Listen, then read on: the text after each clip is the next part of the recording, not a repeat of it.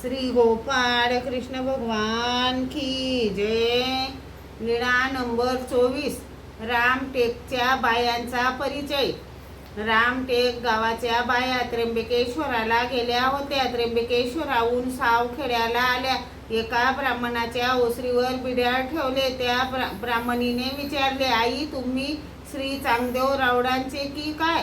त्यांनी विचारले, बा श्री चांगदेव राऊड ते कोण? ना आई, खडकुलीला एक पुरुष आहे, त्यांचे दर्शन तुम्ही घ्या। हे ऐकून त्यांना रात्रभर झोप आली नाही।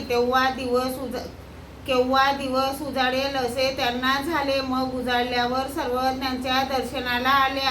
सर्वज्ञ आसनावर बसलेले होते। सर्वज्ञांनी त्यांना येताना पाहिले आणि सर्वज्ञांनी हर्ष स्वीकारला। सर्वज्ञ म्हणाले, आमची यजमान मंडळी आली। तेव्हा बाईसाने विचारले, बाबा यजमान म्हणजे काय?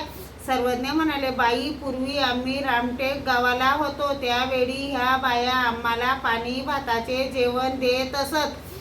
त्यावेळी आम्ही अगदीच कमी वस्त्रानिशी होतो, तेव्हा ह्या आम्हाला नग्न देवो असे म्हणत असत। तेवढ्यात त्या आल्या।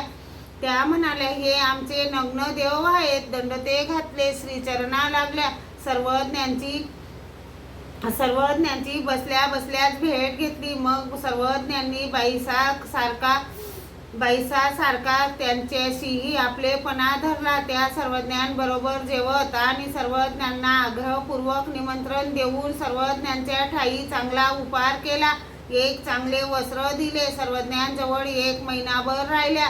मग गावाला निघाल्या। निघताना सर्वज्ञ म्हणाले, बाई रिद्धपुरावरून जा, श्री प्रभूंचे दर्शन घ्या। हो जी। मग त्या रिद्धपुरास गेल्या। श्री प्रभूंचे दर्शन घेतले। तेथे एक उपहार केला, वस्त्र समर्पण केले, नंतर रामटेकला गेल्या। श्री गोपाळ कृष्ण भगवान की जय।